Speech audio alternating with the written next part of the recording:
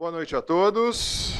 Vamos começar esse curso. Esse curso nós ensinamos ele há alguns anos, nós estamos voltando com ele, tá? Com algumas mudanças. Então a gente teve algumas alterações e a proposta desse curso é essa. E essa primeira projeção aqui vai dizer bastante desse curso. Você tem um móvel que ele é único, mas ele, de certa forma, tem várias divisórias. Então é isso que nós queremos realmente transmitir para você. Eu vou fazer uma parte da aula, a Rose faz a outra, e assim nós vamos fazer o curso todo. Nós vamos dividir os assuntos e os temas, né? Eu vou passar a grade do curso já para você se inteirar também, né? Então, nossa vida muitas vezes é assim. É uma vida só, mas nós temos vários departamentos. Tem alguns que facilmente se interligam entre esses departamentos, e tem gente que faz uma confusão danada e guarda algumas coisas no departamento que deixa escondido lá e que nunca mais abre aquela gaveta, né? Mas o objetivo é a gente entrar nesse curso e trabalhar com essa temática, tá? A ideia é, nós vivemos uma época que a vida com Cristo anda muitas vezes desassociadas com vários departamentos da vida cotidiana. Por que a gente vê isso? A gente vê que a população do Brasil cresce, a população evangélica ou dita evangélica cresce, e o que acontece? Será que o padrão de conduta dessas pessoas tem sido adequado? Então a gente vê muitas vezes pessoas dizendo-se evangélicas e fazendo coisas que você fala, uau, isso nem o ímpio faz, né? Então quando a gente pensa nisso, a ideia é mostrar que aquilo que você profere aos domingos, você vem aqui, escuta um louvor, canta, pensa na mensagem, isso possa, no decorrer da sua semana, você levar uma vida cristã coerente. Assim nós vamos passar por várias áreas da nossa vida e da vida cristã, e mostrando a integralidade, né, que o Senhor requer de cada um. Então não adianta nós só proferirmos eu sou um cristão, se nós de fato não vivemos isso, tá? A agenda do curso será assim, tá ok? Hoje eu vou falar um pouquinho, primeira parte da aula, sobre prioridades. O que significa isso? Como funciona prioridades? E a Rose vai falar sobre tomadas de decisões, tá? Então a Rose vai falar um pouquinho como é e principalmente daquelas áreas em que a gente fala, uau, como é que eu tomo uma decisão aqui?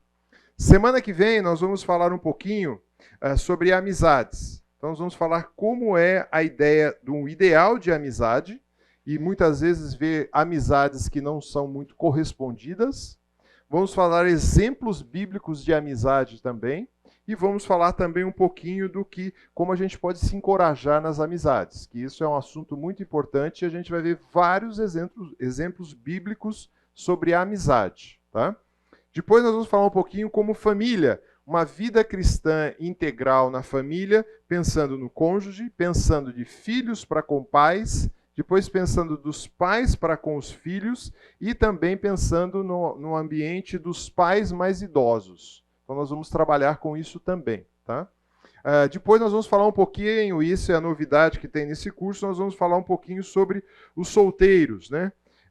Como o ideal ou o objetivo da igreja, como a igreja vê os solteiros e o que a Bíblia fala sobre solteiros. Então a gente vai trabalhar um pouquinho sobre solteiros e falar também sobre que o Estado Civil não define uma pessoa.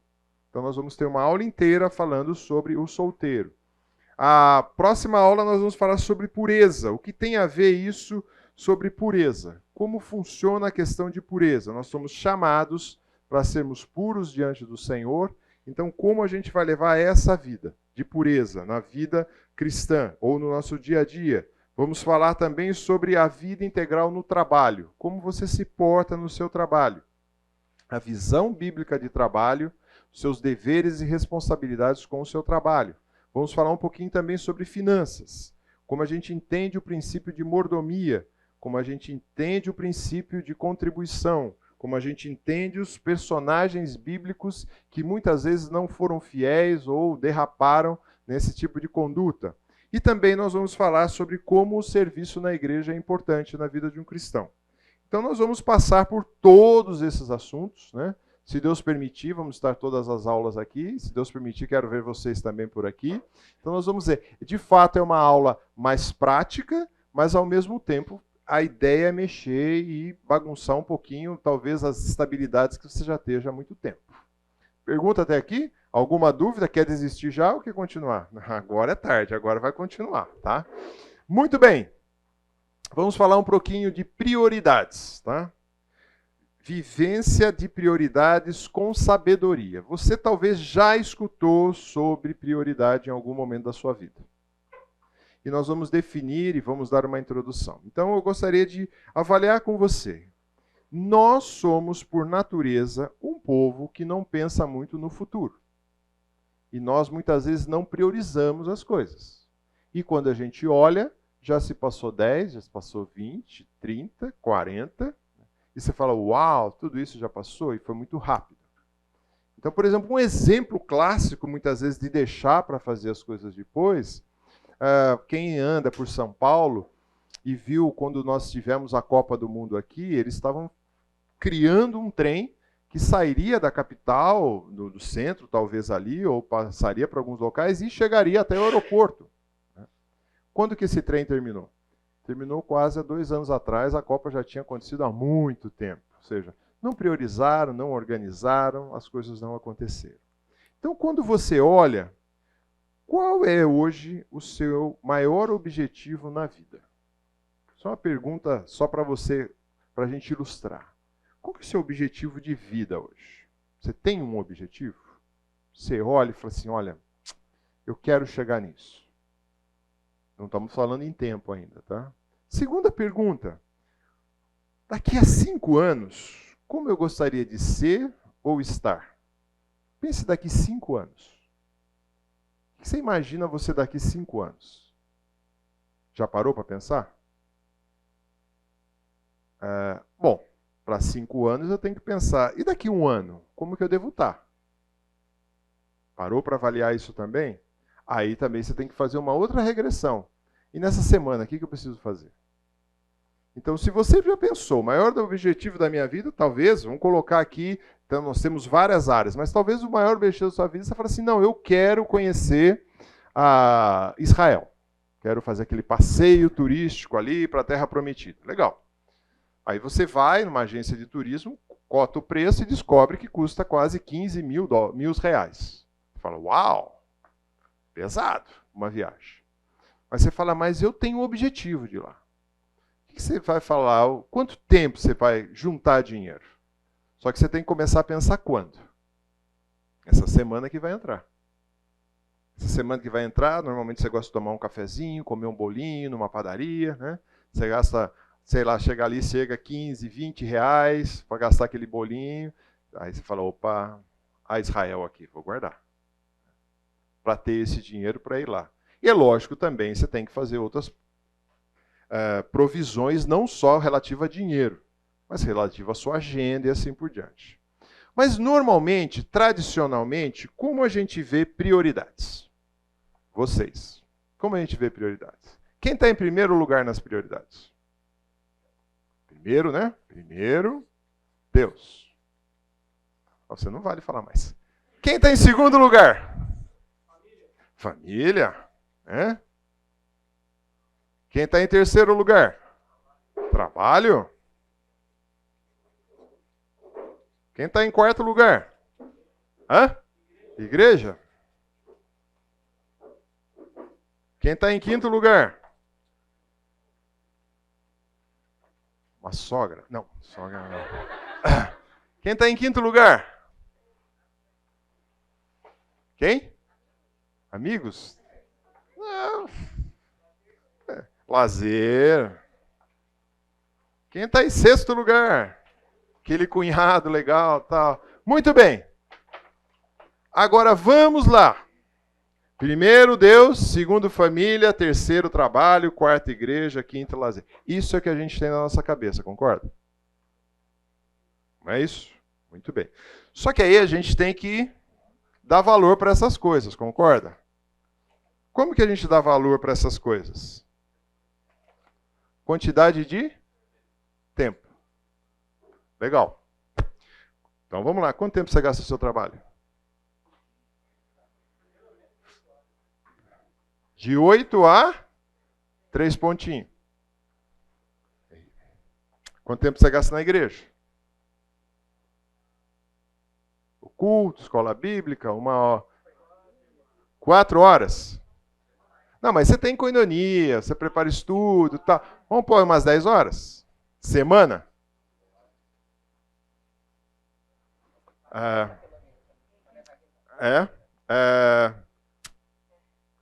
Seu lazer, quanto você gasta? Nem sei o que é isso, também trabalho tanto, vão na igreja, não sobrou tempo. Mas aí nós temos um problema, que é a nossa primeira prioridade. Quanto tempo você gasta com ele? Ei, aí emperrou, né? Quanto tempo você gasta por dia com Deus? Por dia. 1h30? Ô, rapaz, esse cara é bom, hein? Dia. Depende da fase. Aí entra a família. Quanto tempo? Porque você passou 10 horas no trabalho. Quanto tempo você gastou com a família? O que sobrou lá no final do dia? Então, o que só mostrar isso aqui? Isso! Aí, mas isso para alguns. Para alguns. Porque tem uma galera que precisa um pouquinho mais, né? Agora, quando a gente pensa nisso, tem um problema sério. Se a nossa vida está baseada nessa tabela. Se você pegar qualquer livro conceitual mais antigo de americanos, ele vai dizer essa tabelinha. E vai falar, você tem que fazer essas coisas. Funciona assim a nossa vida, gente? Não, nós vamos chegar até o final da aula mostrando como deve funcionar se não funciona, tá? Então, eu também pus aqui esse modelo só para nos chamar a atenção de tempo que a gente gasta. Mas prioridades, a definição é a condição ou estado de primeiro, antecedência. Bom, então a gente colocou Deus em primeiro, né? Condição está em primeiro lugar, urgência, necessidade, educação, saúde, isso é definição geral, né? Direito ou possibilidade legal de falar, ou de ser atendido. Muito bacana. A gente vê essas definições, acha muito bacana e tudo mais, e talvez aí você tenha um projeto aí para a semana. Eu falei o projeto da viagem, mas você tem um projeto talvez maior, você quer comprar um imóvel. O que você tem que fazer para comprar esse imóvel?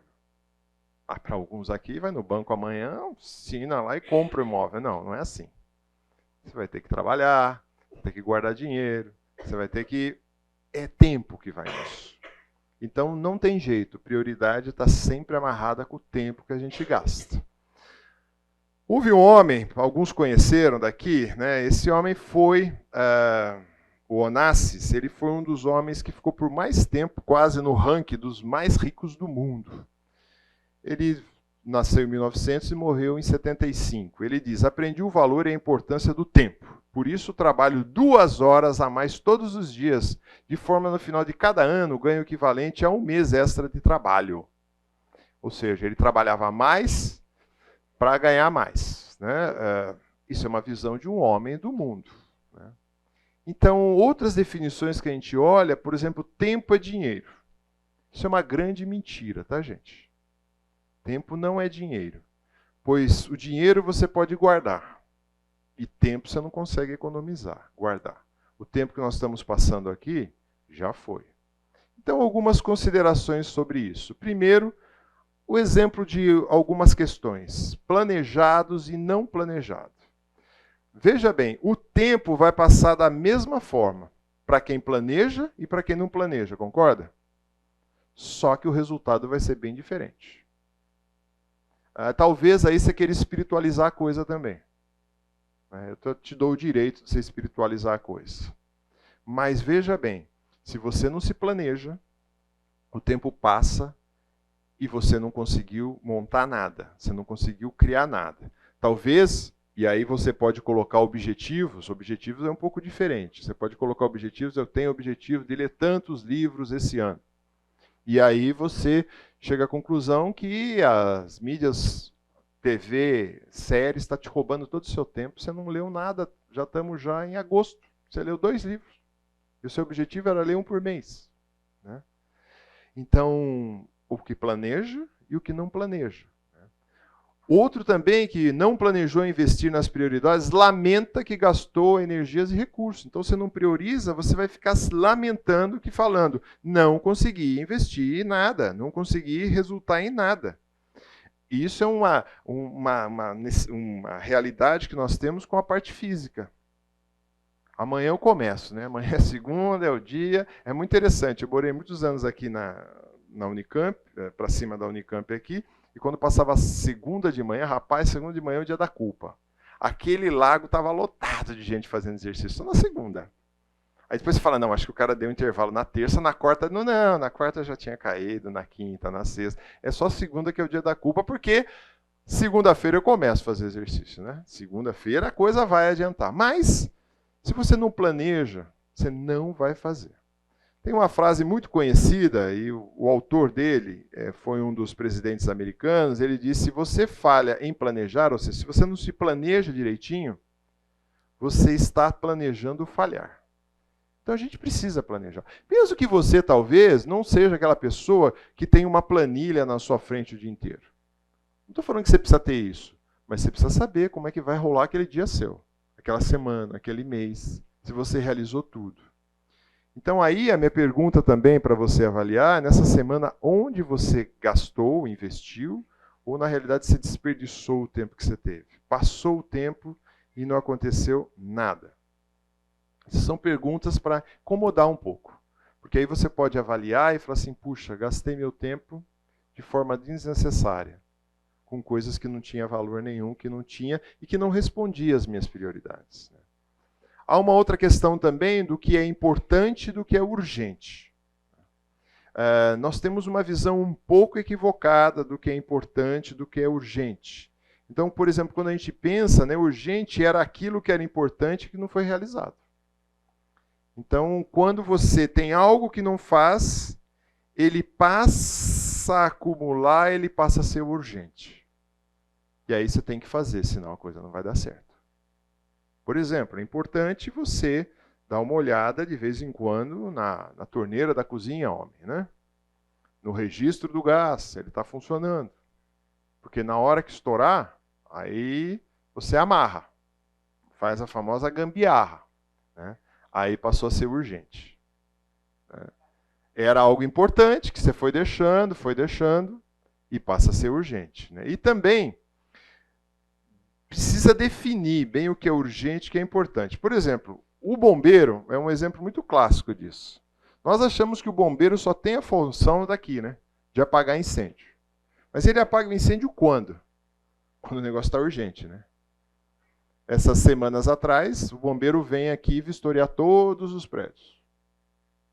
Aí é interessante, porque quem conhece aqui sobe as escadas, vai para o andar ali dos pastores, tem 3 degraus assim, que vai para a sala do Oswaldo e do Fernando.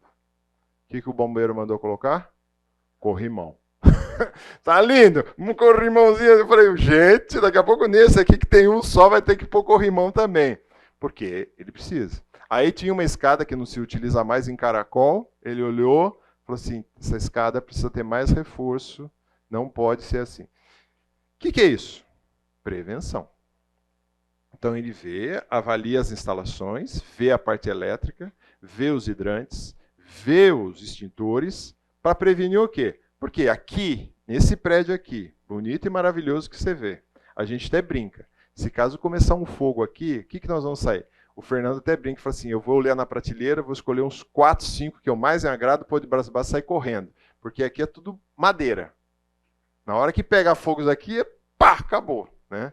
Mas é lógico que precisamos, então, prevenir. Quando a gente pensa ainda mais um pouquinho nessa questão de importância e urgente, e muitas vezes, quando você pensa aqui no lazer, eu quero incluir no lazer, muitas vezes, saúde.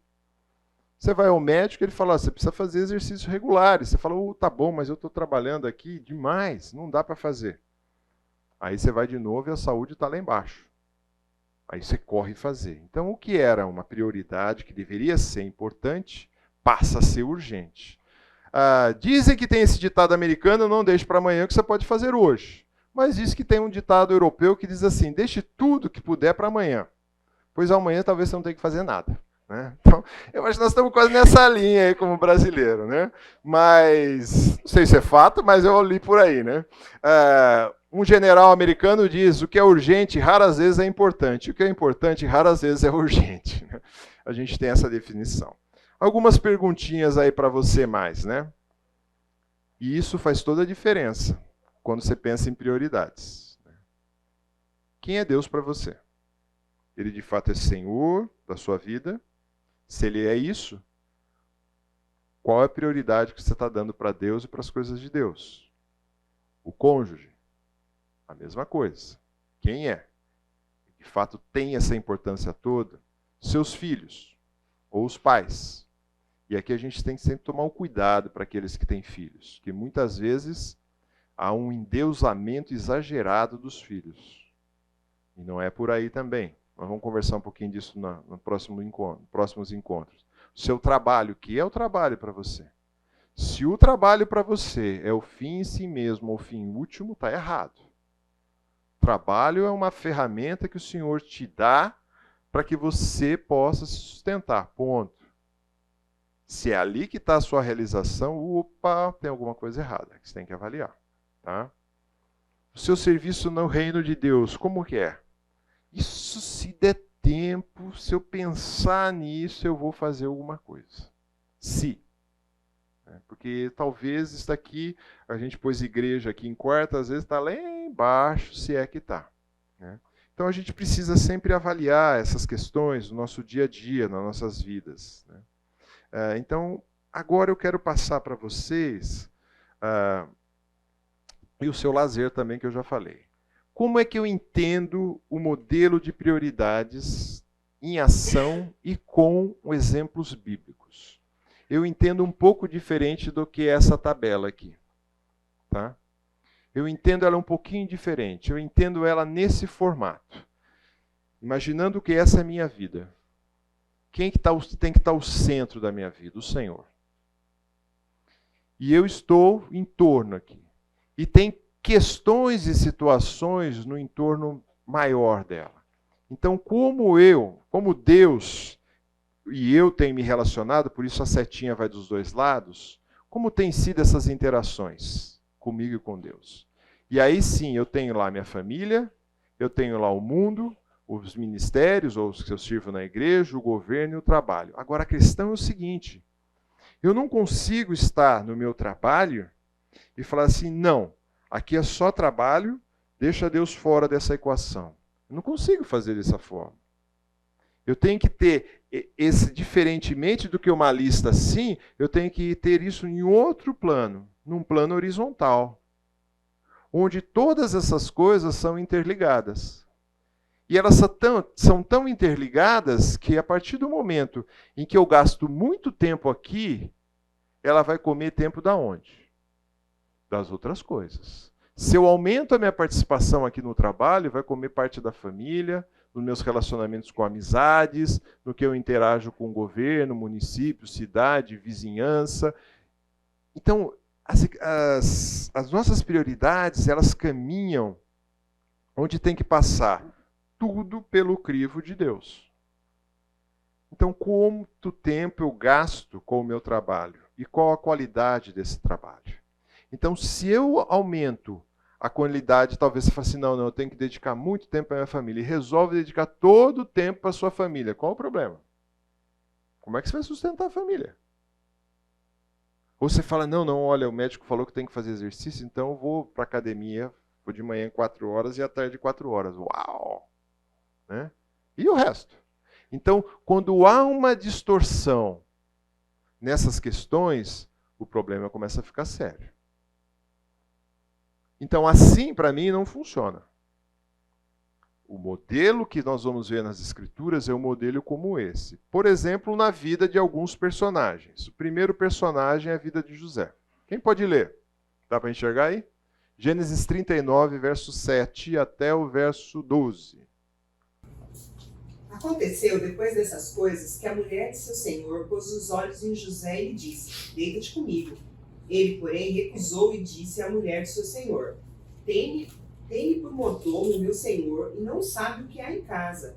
pois tudo o que tem me passou ele às minhas mãos. Ele não é maior do que eu nesta casa, e nenhuma coisa me vedou, senão a ti, porque é sua mulher. Como, pois, cometeria eu tamanha maldade e pecaria contra Deus? Falando ela a José todos os dias, e não lhe dando ele ouvidos para se deitar com ela e estar com ela, sucedeu que, certo dia, veio ele à casa para atender aos negócios, e ninguém dos de casa se achava presente.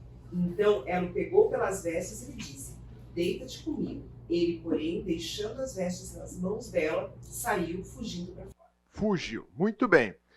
Olha que questão interessante. José foi um homem diferenciado. Ele chega ali naquela corte de forma diferenciada também. Ele foi vendido pelos seus irmãos. Ele é levado como um escravo, na realidade, apresenta-se nessa casa, chega nessa casa, ele começa a desempenhar um trabalho maravilhoso.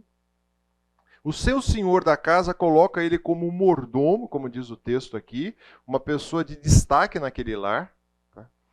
E a mulher que estava ali no seu ambiente de trabalho, resolve, aqui nós temos um dos primeiros casos de assédio. Tá? Então aqui é assediando ele constantemente. Agora, veja bem que interessante. José não ia numa igreja, concorda, semanalmente? Não tinha igreja para ele. Ele estava morando aonde? No Egito. Tinha algum templo cristão lá? Tinha o tabernáculo? Tinha alguma coisa? Não, tinha nada. O que ele tinha de instrução sobre Deus? O que ele ouviu dos seus pais, o compromisso que ele tinha com Deus, que ele levou para o ambiente hostil, que era o mundo que ele estava, um mundo totalmente fora da realidade dele. E ele se manteve fiel a quem? Pecaria eu contra Deus? Ele tinha essa concepção clara. Essa mulher é do meu Senhor, eu não vou mexer com isso. Agora, será que ele correu lá e fez a listinha? Aí ele falou assim, puxa Deus, ou igreja não tem aqui, trabalho é meu trabalho, mas eu moro na casa dela, e assim por diante, não racionalizou nada. Então José expressa suas prioridades dentro das circunstâncias que ele está passando. Como? Com a mulher do seu senhor, ele falou assim, não vou fazer tamanha maldade, porque eu vou pecar contra Deus e contra também o senhor dessa casa. E ele fala, é a casa do meu senhor, a quem eu presto serviço. E é interessante que isso daí, o marido da mulher sabia quem era a mulher dele. Porque esse tipo de atitude levaria em decapitação ou morte de José. E tanto é que o senhor da casa falou assim, ele vai preso. Né? Ele vai para a cadeia. E ele vai para o cárcere. Então, ele teve uma opção de poder ofender ao Senhor, mas ele fala não. Agora, será que rapidamente ele pegou a listinha dele, prioridade, Deus, tal? Não. Ele vivenciava isso. Tanto é que ele faz isso depois no cárcere. Ele tem a mesma atitude. Ele chega naquele cárcere, você continua lendo a história, ele chega ali, ele vai preso, ele, entre os prisioneiros ali, ele tem um prisioneiro diferenciado, ele faz coisas, é lógico, Deus deu um poder sobrenatural para ele, mas mesmo assim, ele rapidamente, em pouco tempo, ele já é o responsável por toda aquela prisão ali. E de certa forma ele sai dali e vai para o faraó, e vai para a corte. E ele chega a ser o segundo no reino do faraó. Então, se você ler toda a história de José, por quê? Foi um homem que vivenciou, como a gente viu aqueles exemplos anteriores aqui, ele entendia que Deus era o centro da vida dele. O Senhor era o centro da vida dele. E ele se relacionava com as coisas à sua volta baseado naquilo que ele conhecia de Deus. E era pouca coisa, viu, gente? A gente conhece muito mais coisa que José conhecia. Mas ele era uma pessoa que tinha fidelidade com o Senhor. Quando a gente pensa, há outros exemplos bíblicos, eu vou só voar, tá? Porque não vai dar tempo. Mas, por exemplo, quando a gente pensa em Moisés. Moisés tinha uma certa demanda de julgar o povo. Sentava, então você tem isso daí, está relatado, desculpa, eu não pus, em Êxodo 18, de 13 a 26. Êxodo 18, de 13 a 26. O pessoal fazia uma fila desde o começo do dia até o fim do dia, para Moisés julgar todo o povo. Lembre-se, o povo que saiu do Egito, alguns calculam quase uma população na beira aí quase uns 2 milhões de pessoas, considerando crianças, e era muita gente, era uma grande população que estava ali. E aí a pessoa chegava no deserto e tinha suas demandas. Quais as demandas? Básicas. Uma família levou 10 carneirinhos, outra não levou nenhum, passou a mão no outro, matou aquele carneirinho, comeu e falou, peraí, roubaram meu carneiro, e aí? Vamos lá levar para quem? Para Moisés julgar. E Moisés começa a julgar esse povo. E o dia ia passando, né? E assim vai. Até que ele vai e conversa com o sogro fala assim, não é bom você fazer isso. Ele fala assim, quando tem alguma questão, eles vêm a mim para que eu julgue entre um e o outro e declare o estatuto de Deus e as suas leis. O sogro de Moisés, porém, disse, não é bom o que você faz. Sem dúvida, desfalecerá tanto tu como o povo que está contigo. Isso é pesado demais para ti. Então, foi o primeiro momento de gerenciamento. Moisés, ponha pessoas idôneas debaixo de você e pessoas embaixo ainda, e cada um cuide de um grupo de 10, de 100 pessoas, e foi o primeiro modelo de pirâmide gerencial. Foi a dica do sogro de Moisés, para quê? Para ele aproveitar melhor o tempo dele e listar as suas prioridades. Por quê? Ele não tinha tempo. Então foi implantado isso no Moisés. Moisés com o conhecimento que ele tinha de Senhor. O profeta Daniel é muito bacana, é muito interessante, e você deve também. Então, o sogro de Moisés ensina a priorizar suas prioridades e atividade dentro do tempo que ele tinha. Já com o profeta Daniel é um pouquinho diferente, ele está numa corte também totalmente estranha ao seu povo. Ele é levado muito jovem ainda e fica toda a velhice lá. Ele vai para uma corte estranha, chega ali, e ali ele é também um destaque. E ele é um destaque naquela corte, é um referencial naquela corte. Tanto é que tem várias artimanhas para querer depô-lo, para querer jogar ele na cova dos leões, para querer ver a morte dele, né? Mas ele prioriza o seu tempo, e aí eu destaco para você Daniel 6, tá? Do verso 10 até o verso 12, que eles queriam pegar Daniel em alguma coisa, e falam para que o rei faça um decreto para que ninguém preste adoração a não ser ao Senhor, rei. E Daniel, você vai falar assim, mas Daniel foi rebelde, hein? Olha o que está escrito aqui, em Daniel 6, verso 10. Daniel, pois, quando soube que as escrituras estavam assinadas pelo rei, entrou em sua casa, em cima do seu quarto, onde havia janelas abertas para Jerusalém. 3 vezes ao dia se punha de joelho, orava, dava graças diante do Senhor, e essa para mim é a parte principal, como costumava fazer. Daniel não fez aquilo para afrontar o rei. O rei fez o decreto, ele já tinha essa prática constante dele na sua vida. Ele se punha de joelhos, olhava para Jerusalém, orava, ele fazia todos os dias. E os amigos, que não eram amigos, né, queriam tirá-lo de lá, sabia que ele fazia isso. Por isso fala para o rei, faça um decreto que todos que prestarem essa adoração devem ser condenados à cova dos leões. E na realidade é interessante, porque ele prioriza o seu tempo com Deus acima de todas as atividades. Nessa hora ele podia até fechar a janela, né? Ficar escondido, né? Mas ele não mudou o parecer dele. O início da igreja de Atos também, os discípulos priorizavam o seu tempo com Deus sobre todas as suas atividades. Quando a gente começa a ler o livro de Atos, é muito interessante. Você vê no capítulo 1, o Senhor Jesus fala em Atos 1, dizendo que ele vai subir, ser levado às alturas. Matias é escolhido, desce o Espírito Santo no capítulo 2 de Atos. Capítulo 3, um aleijado é curado. Capítulo 4, eles vão pregar, os discípulos estão fazendo isso.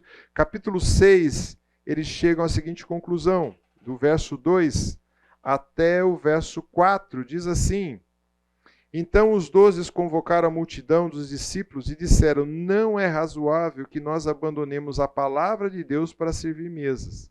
Mas, irmãos, escolhei entre vós homens de boa reputação, cheios do Espírito Santo de sabedoria, com os quais encarregaram desse serviço. E quanto a nós, os discípulos, nos consagraremos à oração e o ministério da palavra. Eles entendiam que a prioridade deles era o tempo, que eles iam estudar o que tinha de Velho Testamento e transmitir, e os ensinamentos que Jesus tinha já deixado de forma oral ainda, e transmitir aqueles, e orar por aqueles. E o serviço de servir à mesa ia ser dado aos outros. Então eles priorizaram também o tempo com Deus. Quando você vê também os discípulos e as oposições que eles tinham, é muito interessante. Atos capítulo 5, verso 26. Eles começam a pregar e de repente o que acontece? Eles são chicoteados, mas aqui vai dizer o seguinte: nisso, indo o capitão da guarda, trouxe sem violência, porque temia o apedrejamento do povo. Trouxeram, apresentaram ao sinédrio, ao sumo sacerdote, interrogou-o, dizendo, Atos capítulo 5, de 26 até 29, dizendo expressamente, vos ordenamos que não ensineis nesse nome. Os caras do sinédrio falam, não ensinem no nome de Jesus. Contudo, encheste Jerusalém da vossa doutrina, e quereis lançar sobre vós o sangue desses homens? Então Pedro e os demais apóstolos afirmaram, antes importa mais obedecer a Deus do que a homens. Aqueles homens do Sinédrio, que era a elite religiosa da época, falaram assim, não anuncia Jesus. E eles priorizam obedecer ao Senhor. Há outro episódio também, depois a gente pode ver mais à frente, o que acontece quando eles, na realidade, estão fazendo, são chicoteados, presos, para que não fale de Jesus, eles saem de lá, o que acontece? Vão anunciar. Tá? Tem outros exemplos, tem exemplos do Senhor Jesus, mas eu vou passar, porque também a gente tem que saber o que a gente ganha, né? A gente precisa saber qual é a vantagem de priorizar as coisas na nossa vida, né? Primeira prioridade é uma vida proveitosa e abundante. Primeira presente que você ganha. Provérbios 21, 5. Os planos do diligente tendem à abundância, mas a pressa excessiva leva à pobreza. Então, aquele que é diligente, que tem os seus planos, que tem de fato as suas prioridades organizadas do jeito que a gente falou ali, a tendência é ser diligente e é abundância, não é miséria. Os planos, mediante os conselhos, têm bom êxito. Então, também precisamos planejar as nossas coisas. Por isso, a gente tem que avaliar. Se você quer comprar alguma coisa, se você quer viajar, se você quer servir na igreja, você tem que planejar todas essas coisas. Então, primeiro, uma vida abundante. Uma vida também boa e agradável diante de Deus. Romanos vai dizer, e não vos conformes com esse século, mas transforma com aquilo que você tem. Com o quê? Com a mente que você tem de Cristo. Você transforma para que você experimente o quê? Qual seja a boa, agradável e perfeita vontade de Deus. Então, muitas pessoas querem viver uma vida agradável, proveitosa, perfeita diante de Deus, mas não renova a sua mente com as coisas que Deus oferece. Fica muito difícil. Outra questão que nos ajuda a priorizarmos as coisas. Atendei vós agora, dizeis, o texto de Tiago, amanhã iremos a tal cidade, negociaremos, faremos tal coisa, passaremos um ano, teremos lucro. Vós não sabeis o que vai acontecer amanhã. O que é a nossa vida? Sois apenas como neblina que aparece por um instante e logo se dissipa. Em vez disso, deveis dizer, se o Senhor quiser, não só viveremos, como também faremos isso ou aquilo. Então, uma vida quando a gente prioriza, então imagina, todos vocês que amanhã vão acordar para ir trabalhar, você espera acordar bem para ir trabalhar, né? Aí pode ser que você acorde mal e não vai trabalhar. Aí você fica desesperado, por quê? Porque o seu serviço vai acumular e como é que você vai fazer depois?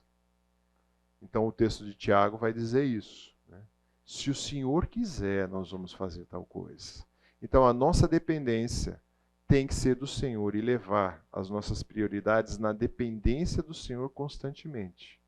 Há também um aspecto, o Provérbios vai dizer, que também ter prioridades nos ajuda, tanto na saúde física, mental e espiritual. Provérbios 3 diz, não seja sábio aos seus próprios olhos, teme ao Senhor a parte do mal. Será isso saúde, para quê? Para o corpo.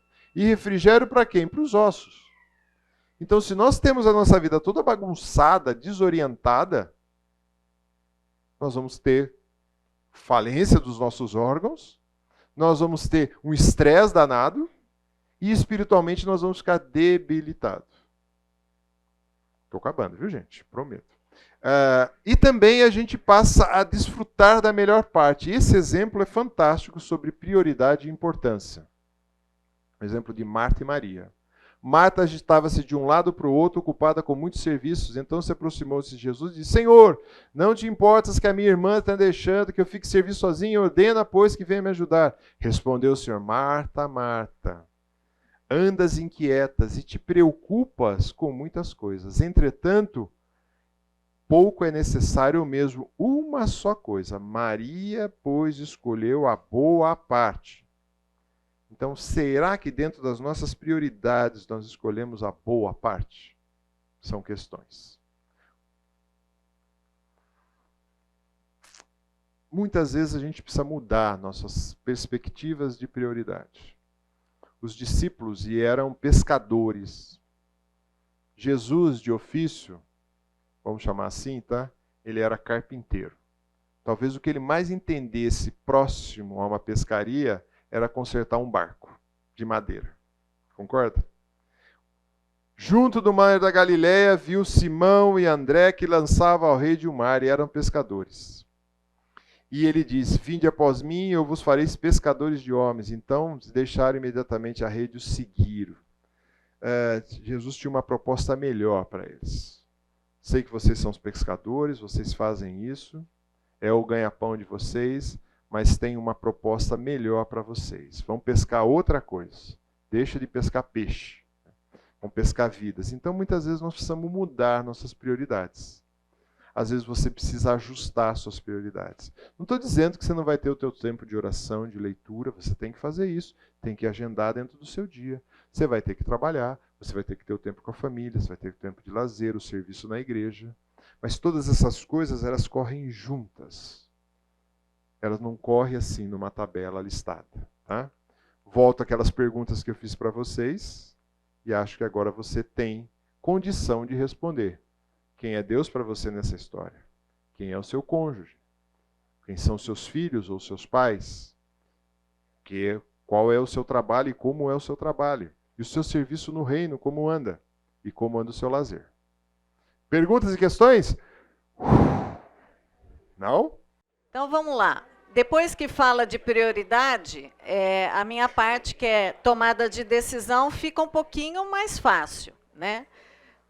Se a gente já consegue encaixar correto a forma da gente priorizar a vida, certamente na hora de tomar decisões, a gente vai, pelo menos, tomar decisão olhando para a prioridade, né? Mas eu lembro quando, já se vão alguns anos, assim que eu me converti com 17 anos, né? E eu tinha ido, e a minha melhor amiga, na época, para um acampamento. Isso foi num feriado de maio, e a gente aceitou a Cristo. Tanto eu como ela, nós tomamos a decisão por Cristo. Entendemos a salvação e tomamos a decisão por Cristo naquele acampamento. E nós estudávamos juntas, nós éramos boas alunas. Então, assim, eu estudava junto com ela e a gente geralmente ia muito bem na aula, né? Só que como era em maio, logo em seguida vieram provas do final do semestre. Como de costume, a gente estudou juntos, só que a gente fazia o seguinte: a gente dava uma checadinha na prova uma da outra. A gente não colava, mas a gente só olhava, sabe, para falar assim: você fez isso, né? E foi muito interessante, porque na minha primeira tendência de checar a prova dela, ela fez assim, que ela não ia deixar, que ela não ia checar. E na hora eu fiquei tão envergonhada e tão perplexa, porque eu entendi que a gente tomou uma decisão em maio e que a nossa vida tinha mudado. e que a gente não podia mais tomar as mesmas decisões, porque agora a gente tinha um outro dono. A minha vida pertencia a uma outra pessoa. Então, as decisões que eu comecei a tomar a partir dali tinham que ser decisões coerentes com aquilo que eu falei, eu quero isso para mim. Né? E hoje, eu nem estava no meu slide contar isso para vocês, mas hoje veio nítido essa imagem para mim, de como, tipo assim, opa, tem coisa que mudou aqui. Então, eu não fiquei chateada com ela, inclusive, sábado, sexta-feira, né, estava em casa e tudo. Não, eu não fiquei chateada, porque ela me alertou que a minha vida não pertencia mais a mim. E quando a gente tem decisões para tomar, a gente tem que lembrar, quem é que está vivendo? Sou eu ou é Cristo que vive em mim para tomar as decisões? Eu achei que o Wagner ia entrar no texto que era a minha introdução, mas ele falou também de Atos 5, e essa semana eu estava fazendo devocional em Atos, e o Wagner contou um pedaço, né, que os discípulos eles foram coagidos a não pregarem mais o evangelho. Então, eles foram levados lá, e aqui fala o seguinte, Atos 5:40, e concordaram com ele, porque o que acontece? Eles foram levados para o Sinédrio para não pregar mais o evangelho.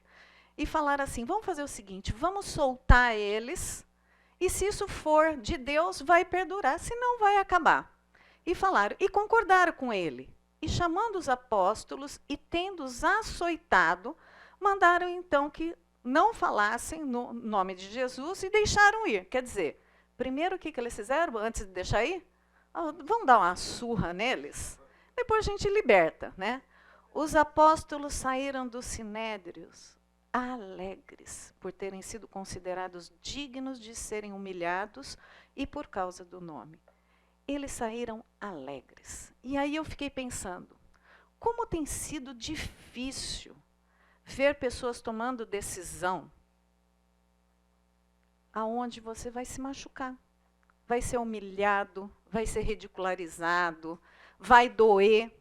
E muitas vezes a gente olha o sofrimento e fala assim, acho que eu tomei a decisão errada. Mas não é. Às vezes, estar sofrendo não significa que a decisão está errada. Mas nós estamos numa época que a gente desvia de qualquer sofrimento, de qualquer humilhação. Então, todas as nossas decisões, quando tomamos, são, vou fazer o possível para não sofrer. Evitar qualquer tipo de dor, de sofrimento, de lamento, de humilhação. Né? Nós, muitas vezes, deixamos, inclusive, de decidir. Né? Nós estamos numa fase que a gente não pode sofrer. Né? Esse desejo de sermos poupados do sofrimento quando a gente toma uma decisão não existe, porque a gente acaba sofrendo as consequências de qualquer decisão que a gente tome. Né? Ninguém gosta de tropeçar nas suas decisões, por isso a gente fica tentando descobrir a vontade de Deus. Deixa eu descobrir a vontade de Deus. Né?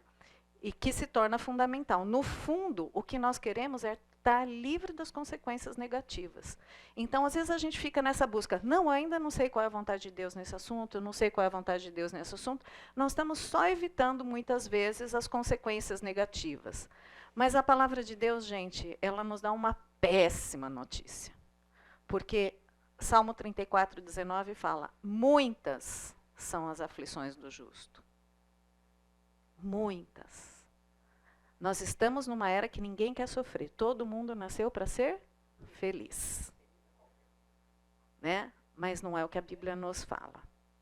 Né? Muitas são as aflições do justo. Então, quando tomarmos decisões, nós não temos que ir para essa linha de evitar sofrimento. Mas sim, é isso que o Senhor quer? Eu vou ficar alegre porque eu fui açoitado? Né? Mas vamos lá. A Bíblia nos ensina que a gente precisa pedir a orientação de Deus. Sim, não é para sair tomando decisão. Faz-me, Senhor, conhecer os teus caminhos, ensina as tuas veredas, guia-me na tua verdade, ensina-me, pois tu és o Deus da minha vida, da minha salvação, a quem eu espero todo dia. Pedido para ser ainda mais. Ensina-me, Senhor, o teu caminho, guia-me pela vereda plana, por causa dos que me espreitam. Se, porém, alguns de vós necessita de sabedoria, peça a Deus, que a todos dá liberalmente, nada lhe impropera, e lhe-ás concedido. Eu lembro que tinha uma fase da vida da gente que o dinheiro era tão contado, ontem, né? e que era tão interessante porque nós parávamos no estacionamento do supermercado e antes de sair fazer a compra, a gente orava. Para a gente saber que decisão tomar com cada coisa que a gente fosse comprar. Deus sabia que a gente precisava encher, né? Tinha 2 filhos pequenos e tudo mais, mas a gente precisava de sabedoria, né? Talvez eu não possa comprar o sabão em pó tal, mas eu posso trocar pelo tal. Isto aqui não dá para abrir mão, isto aqui a gente compra. E orávamos na porta do supermercado para saber o que comprar. Nossa, Rose, mas é radical, hein? Tem que orar até pelo mercado? Né? Parece que a gente só pede a ajuda de Deus quando as decisões são grandes. Mas o Wagner falou, a nossa vida é de prioridade, ela é feita de pouquinho, né, gente? Depois que vira o grande. Né? Então, as pequenas decisões que nós temos, todo mundo hoje foi lá no guarda-roupa, que roupa eu vou pôr? Né? Tomamos uma decisão que parece pequena, mas que tem que agradar ao Senhor. Né? Além da gente pedir a orientação de Deus, nós devemos saber, biblicamente, que Deus se agrada em nos orientar. Às vezes nós falamos assim, preciso descobrir a vontade de Deus, como se ela tivesse escondida. Né? Se temos a Bíblia, nós sabemos a vontade de Deus. Né? Ela não está escondida. Ele não guarda, ele não senta em cima da vontade dele e fica brincando de esconde-esconde. Né? Não é assim que funciona. Vamos lá, Salmo 23 fala, o Senhor é meu pastor e nada me faltará. Ele me faz repousar por pastos verdejantes, leva-me para junto das águas de descanso, refrigera minha alma, guia-me pelas veredas de justiça, por amor do seu nome. Para eu não sofrer? Não, por amor do seu nome. Outro texto, Salmos 73, 23 fala, todavia estou sempre contigo, tu me seguras pela minha mão direita, tu me guias com o teu conselho e depois recebestes a glória. Então, ele se agrada em nos orientar. Mais um texto, por meio dos teus preceitos consigo entendimento, por isso detesto o caminho da falsidade. Lâmpada para os meus pés é a tua palavra e luz para o meu caminho. Aqui fala de novo, olha, a orientação. Né? Provérbios 16, o coração do homem traça o seu caminho, mas o Senhor dirige os passos. Então nós podemos pedir a Deus, Deus se agrada em nos orientar, e tem mais uma coisa interessante na hora da gente tomar decisão. Nós temos o Espírito Santo. Né? Aquele que a minha amiga fez, e que na hora eu entendi que, nossa, tem alguma coisa errada, a gente não pode mais agir assim, de ficar olhando as provas. Né? Um toque do Espírito Santo. Né? Pois todos os que são guiados pelo Espírito de Deus são filhos de Deus. Também o Espírito, semelhantemente, nos assiste em nossas fraquezas, porque não sabemos como orar como convém, mas o Espírito intercede por nós de sobremaneira, com gemidos inexprimíveis. E aquele que sonda os corações sabe qual é a mente do Espírito, porque segundo a vontade de Deus, é Ele que intercede pelos santos. Então nós não sabemos o que pedir, não sabemos tomar decisão, mas tem o Espírito Santo. Né? Então muitas vezes na nossa decisão, você fala assim, eu quero tanto isso, e na hora que passa o Espírito Tradutor, né, não é Google Tradutor, ele aponta para outra coisa e fala assim, Deus, não leva em consideração o que ela está pedindo, ela não sabe pode dar isso aqui, que é o que ela precisa. Né? E aí a gente fala, minha oração não foi atendida. Não, passou pelo tradutor, né? Passou pelo Espírito Santo, e Deus realmente atendeu da forma como Ele acha que eu preciso. Né?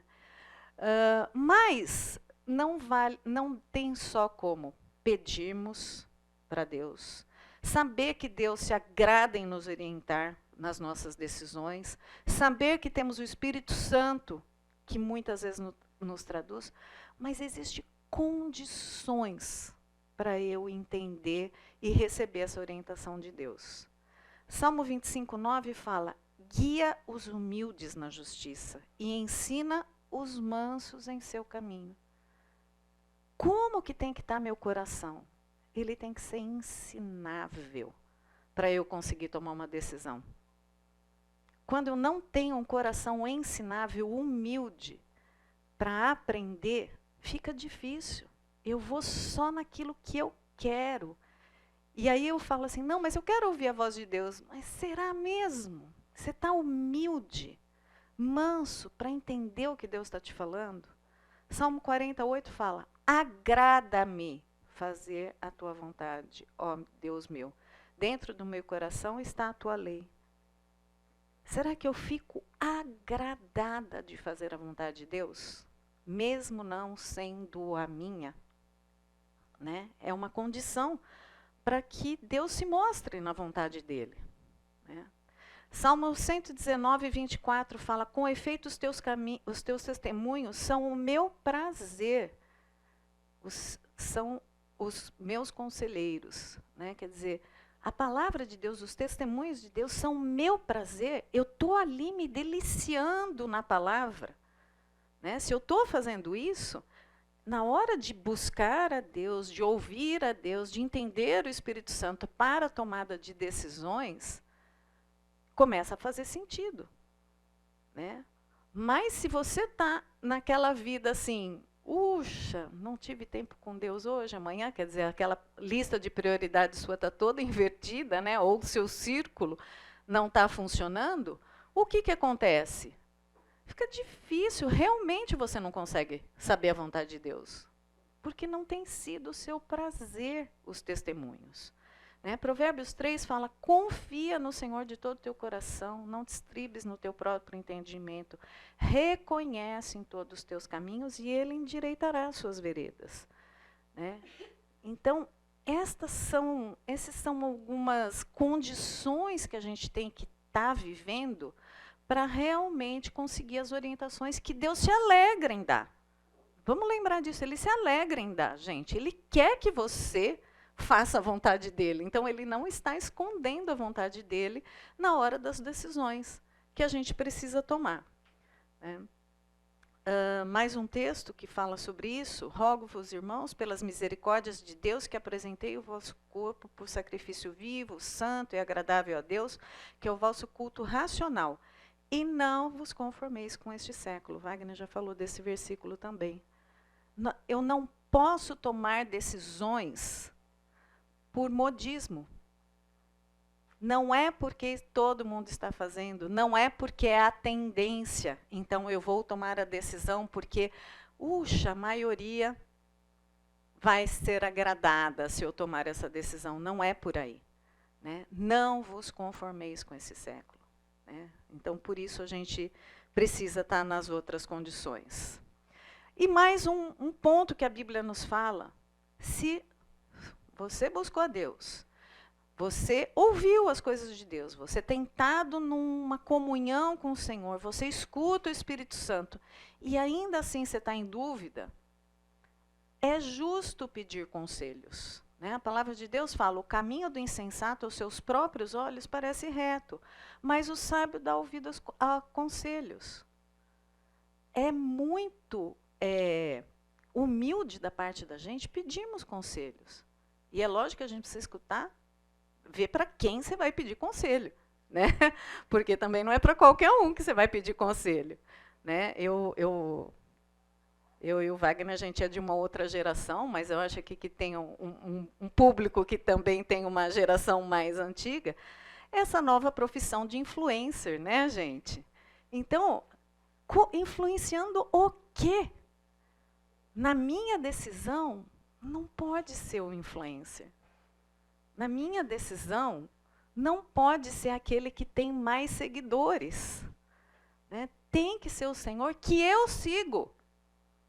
Tem que ser Jesus que eu sigo, que eu fiz a minha decisão de seguir. Né? Provérbios 15 ainda fala, onde não há conselho, fracassam os projetos. Mas com os muitos conselheiros há um bom êxito.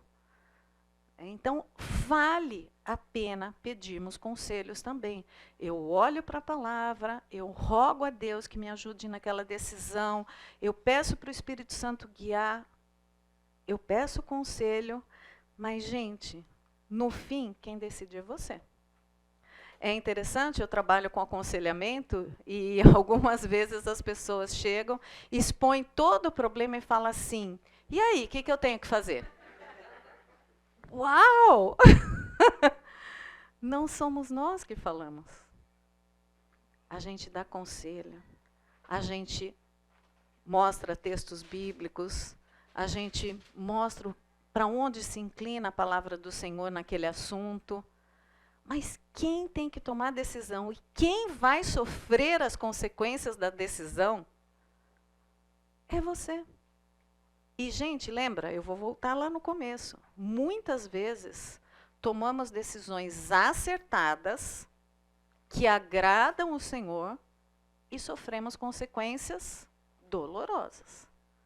Deus não fala que você vai só sofrer consequências benéficas da sua decisão. Neste mundo aqui, não. Tá? Então, no fundo, quem decide é você. E muitas vezes, olhando tudo isso, bate uma insegurança e nós preferimos adiar a decisão. Né? Nós estamos numa era onde as pessoas adiam a decisão. Ela espera que a coisa tome um rumo, quem sabe um outro decide por mim. Né? Eu vou adiar até que aconteça. Né? Que o universo coopere né? E que aconteça isso. Mas é muito fácil quando a gente fala de algumas decisões que já estão claras na palavra de Deus. Por exemplo, colar era fácil saber que não era para colar. Né? Era só uma olhadinha para a conferência. Né? Mas tem coisas muito claras na palavra de Deus. Roubo, adultério, fofoca, conduta de honestidade. Né? Só que tem algumas áreas que elas são cinzentas, a gente costuma dizer. Não é preto e branco. Né? Hoje em dia eu não posso mais falar preto e branco. Apaga essa parte aí, quem estiver gravando, por favor. Mas são áreas cinzentas. Né? São áreas duvidosas que a gente fala assim, eu tenho liberdade em Cristo e como que eu vou agir com a liberdade em Cristo? Né? Eu não sei até onde eu vou com esta liberdade. Essa próxima parte, eu me baseei num artigo do John MacArthur, é um artigo que ele fala como tomar decisões em meio às áreas cinzentas. Tá? Depois, quem quiser, eu passo o site inteiro do artigo. Mas ele lista 7 itens de como você pode se basear para tomar decisões. Né? E agora vale a pena a gente fazer aquele famoso quadrinho, né? E deixar ali, para tomar decisão tem um ponto 1, 2, 3, 4, 5, 6, 7. Eu gostei muito do que ele coloca aqui. Primeira coisa que ele fala, para tomar uma decisão quando as coisas não estão claras. Né? A primeira coisa é, minha escolha traz benefícios espirituais? Veja só, gente, se muitas vezes eu estou pensando em mudar de emprego, que compromete, às vezes, mudar de cidade, foram raras as pessoas que eu já conversei que falaram assim, a primeira coisa que nós fomos ver é se tem uma igreja boa perto. Raras as pessoas que pensam assim. Geralmente, se é troca de emprego, pensa no quê? Salário, condição de trabalho, eu vou poder subir na carreira. E aí, depois que a pessoa muda, ela lamenta, ela fala assim, nossa, não encontramos nenhuma igreja boa aqui. Já estamos há 10 anos, né? Mas olha o que o MacArthur fala. A minha escolha traz benefícios espirituais. Ele vai basear quase todos os 7 pontos em Coríntios, tá? O texto é, tudo me é permitido, mas nem tudo me convém. Tudo é permitido, mas nem tudo edifica. Então, eu preciso olhar para, seja aquilo que for, isto aqui traz benefícios espirituais ou compromete a minha vida espiritual, isso aqui? Primeiro ponto a ser pensado. O segundo, minha escolha pode resultar em um hábito escravizador. Hábito escravizador, a gente sabe, é tudo aquilo que toma o lugar de Deus. Eu fico tão escravizada com aquilo que ele ocupa a centralidade de Cristo na minha vida. Isso é chamado de hábito escravizador. Né? Então, a minha escolha, ela resulta num hábito escravizador. Meu pai, ele se converteu bem no final da vida dele, né? Mas ele era um homem que ele vivia muito princípio bíblico, mesmo sem saber que era princípio bíblico. E as coisas andavam bem para o meu pai, porque era o princípio bíblico, né? Ele muitas vezes não sabia. Eu lembro uma vez ele teve uma proposta de emprego e ele era para trabalhar numa usina de cana-de-açúcar e tudo mais, e ele ia gerenciar toda aquela usina. Ele ia ganhar muito dinheiro, muito dinheiro. A gente ia tirar o pé da lama. Só que o dono da usina, na hora que fez a entrevista, falou, você está contratado, você tem que morar aqui. Ele falou assim, poxa, não posso.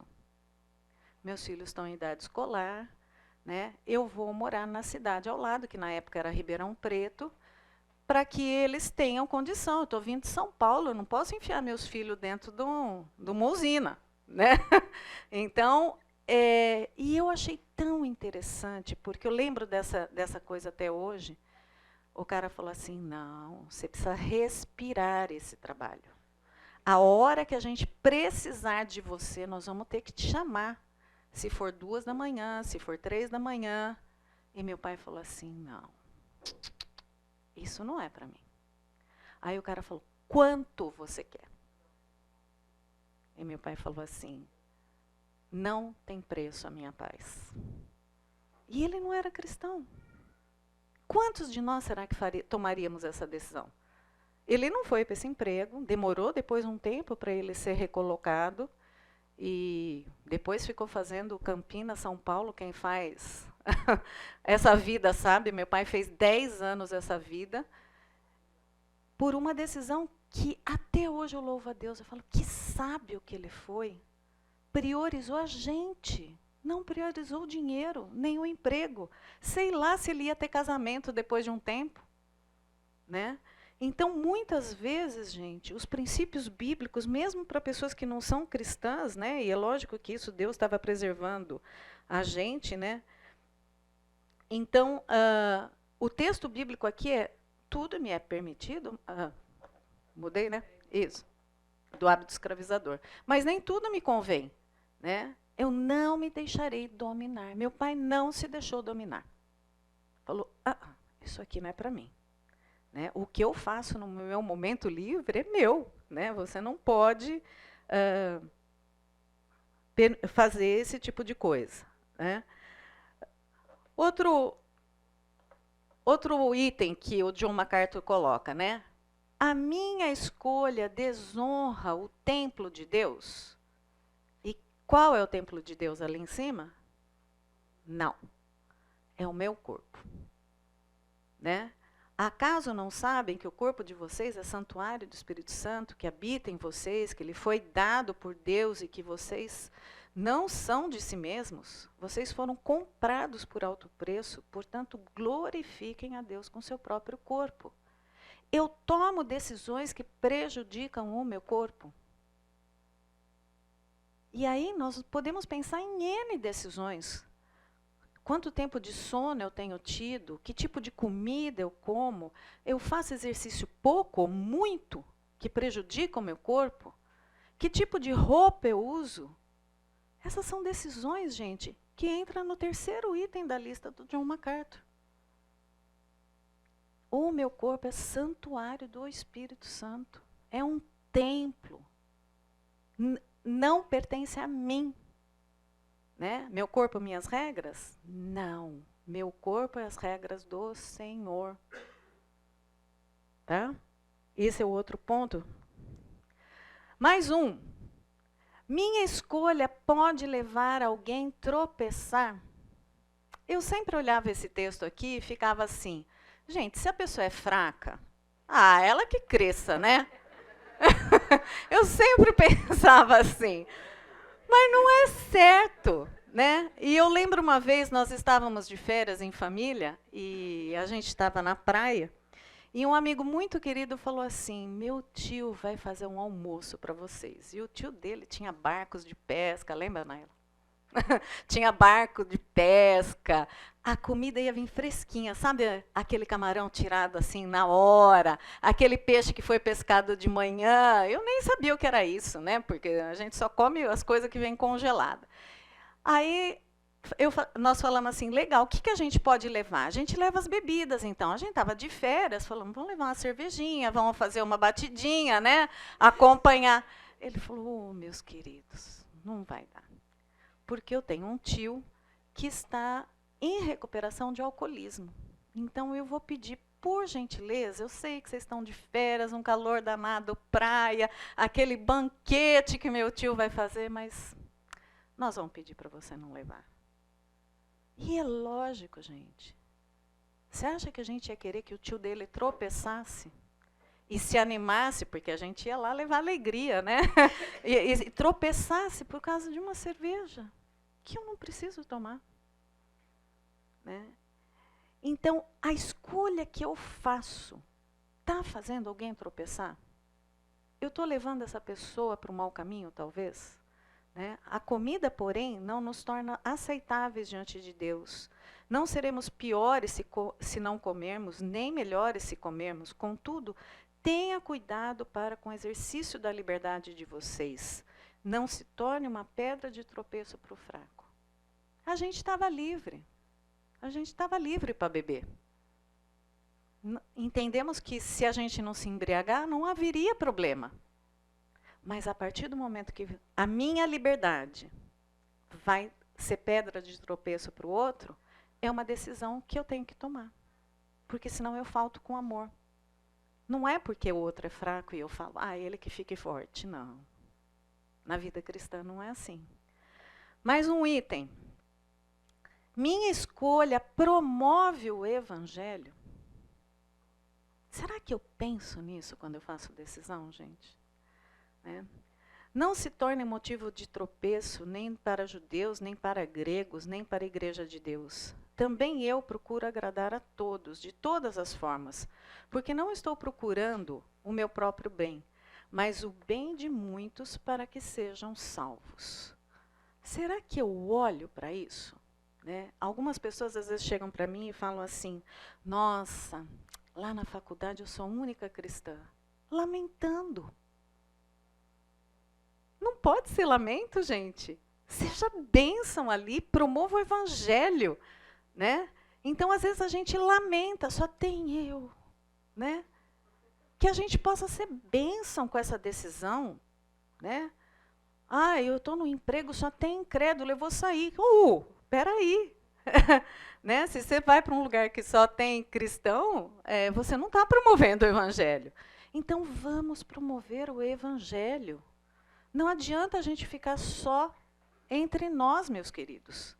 Né? Os nossos filhos pequenos, eles têm que promover evangelho, nós temos que promover evangelho no trabalho, na faculdade, na escola, desde pequenininho, na vizinhança. Né? Nós temos que promover o evangelho. Eu tomo decisões pensando nisso. Nossa, isso aqui é um campo para a gente evangelizar. Será que eu tomo decisão pensando nisso? Eu acho que o MacArthur mexe, né, com as nossas estruturas de decisão, com esses itens. Né? Sexto, minha escolha viola minha consciência. E aí eu fiquei pensando nisso, eu falei assim, nossa, será que eu tenho algum exemplo para isso? Né?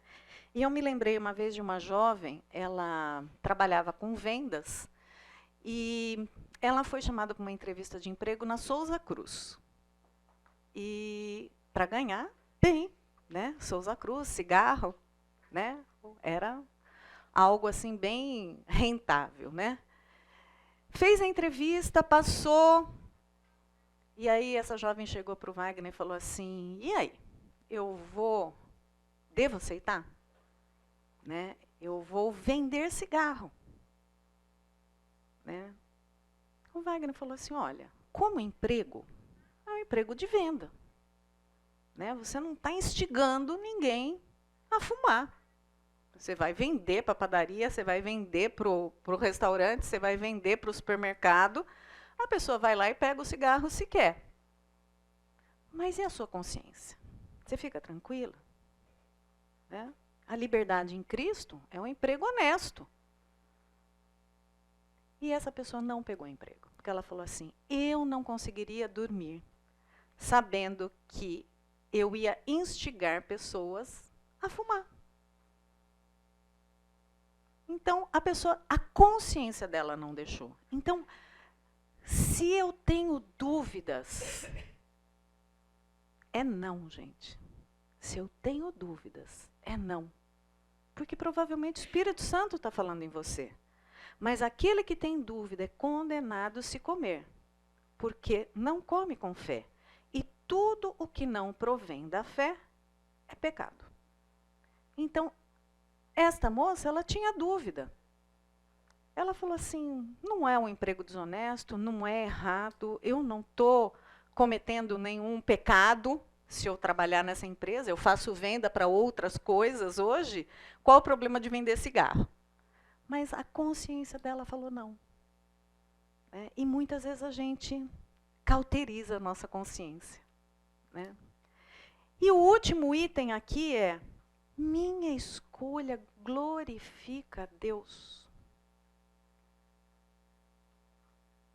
Se eu tomar esta decisão, Deus vai sair glorificado com isso?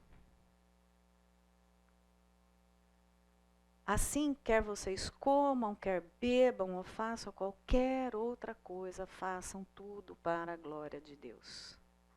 Gente, esses 7 itens, seja qual decisão você for tomar, passa nesse crivo. Fica difícil não conseguir escolher, não é? Muitas vezes é difícil você falar assim: mas não foi para o caminho que eu queria. Mas que vai nos dar a luz para as nossas decisões, certamente vai. Eu fiquei encantada com os 7 itens. Né? Mas tem uma coisa que eu gostaria de deixar como conclusão, é a seguinte: muitas vezes,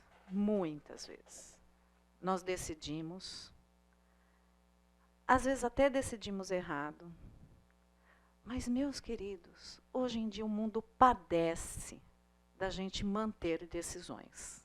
Já repararam isso? Tudo é descartável. Tudo é descartável. Nós não mantemos as decisões que nós tomamos. Nós não mantemos, às vezes, nem nossa decisão por Cristo. A gente só fica com o título e vira só religioso. Muitas vezes não mantemos a nossa decisão quando nós decidimos nos casar e não mantemos essa decisão até o fim. Nós assinamos um contrato de trabalho e muitas vezes falamos assim: puxa vida, mas é tão hostil esse lugar, acho que eu vou desistir. Mantenha um pouco a decisão. Pode ser que você tenha decidido errado? Pode. Mas, gente, o Senhor, Ele consegue transformar algumas coisas até. Não é porque está difícil que a decisão está errada. Só está difícil, porque Deus quer nos moldar, quer que você tenha experiências diferentes, quer que você dependa mais dEle para manter aquela decisão. Nós muitas vezes queremos nos eximir da culpa de ter que tomar decisão. Mas que a gente possa manter as decisões que a gente toma. As que nós já tomamos e as que nós vamos tomar. poxa, espera um pouquinho. Eu fiz alguma coisa aqui, acho que não estou no caminho certo, mas eu tenho que cumprir isso aqui por mais tantos dias. E eu vou cumprir, eu não vou abrir mão. Porque você é uma pessoa que vive para o Senhor e o nome dele não pode ser desonrado. Né? Então, quando bater o desespero, quando bater, como nós vimos no caso dos discípulos, a dor, eles tiveram dor, gente. Que a gente possa falar, tá difícil, Deus, mas eu vou louvar o Senhor por esta oportunidade. Né?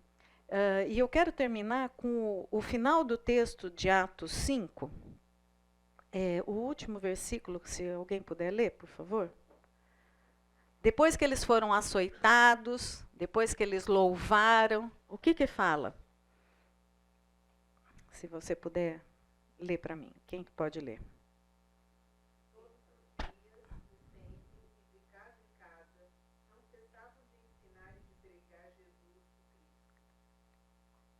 Apanharam, falaram para eles, não fale mais de Jesus. Quando que eles falavam, Laura? Todos os dias. Eles não pararam.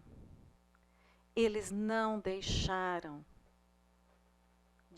Uma vez tomada a decisão, eles não deixaram para trás. Eles continuaram pregando. Foram presos de novo. Alguns perderam vida. Foram açoitados. E não deixaram.